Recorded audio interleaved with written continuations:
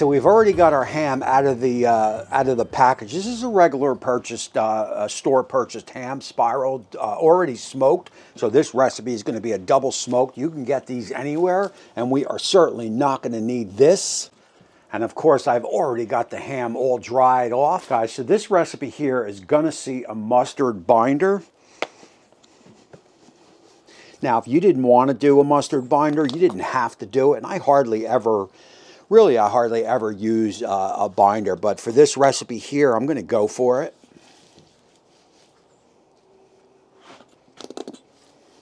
And you don't have to go too crazy. So for the rub, I'm going to go with this Scotch Smoked Q. This is Maryland born, Florida made. So I definitely dig that. You always want to get a good, decent amount on a ham. She definitely can take it.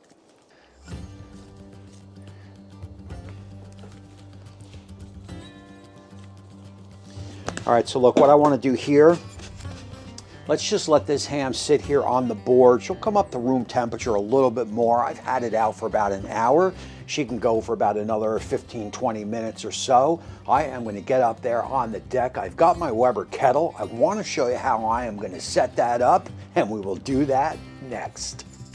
So this one's going to see the Weber Kettle in the snake method. I will put the ham opposite that. And look, to maintain that 375, you are not going to want to overfill it with some lit coals. So I will do about maybe 10 of those and also hit it with a couple cherry chunks. That is going to give me the smoke that I want. I will monitor the internals with my chef's temp, pro temp, as I do have a few errands to run. So I'm going to have to keep a good eye on this ham, and that is going to allow me to do it.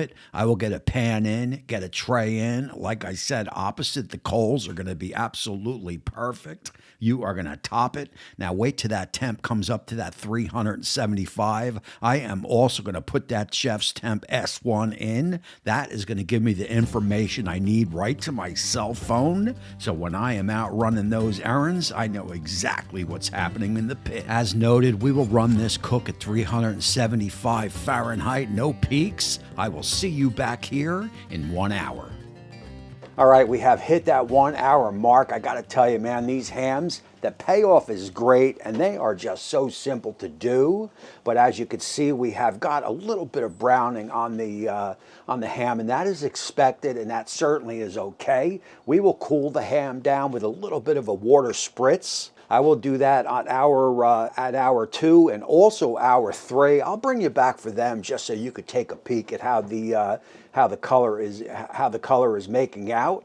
Other than that, is just let the pit go at 375. The chef temp is keeping it right there, so I am definitely digging that. Other than that, I will see you guys back here at hour number 2. Alrighty, so we barreled right up to that 2 hour mark. I gave it a quick spritz, and I also rotated the pan. I mean, she is definitely looking good. We'll bring you guys back at that hour 3 mark. We will probably wrap it in some foil and just take it right up to that 130 at that point. We will see you then.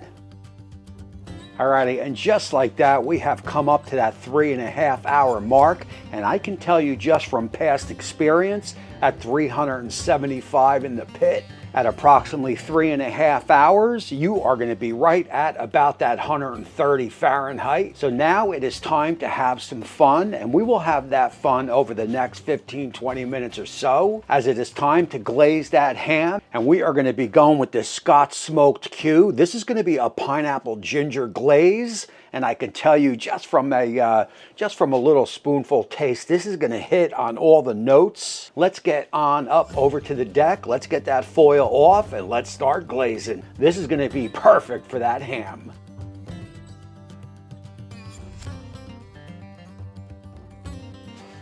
Alrighty, what could you say when you want a ham other than like a candied type, a ham that tastes like candy? I am talking, loaded with brown sugar, loaded with maple syrup.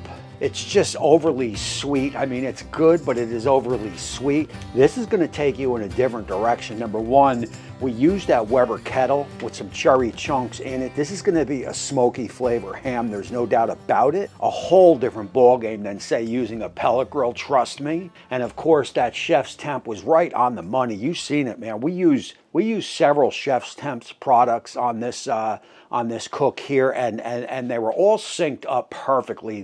The wireless showed 140 when the handheld showed just under 140. I mean, right through the whole cook, you know, everything was just synced up, never a problem.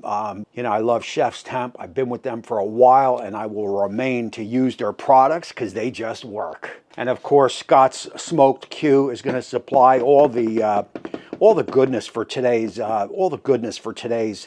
cook here. Again, this is not going to be that sweet, overly sweet ham. This is going to give you more of a smoky flavor. We've got that cherry smoke in there.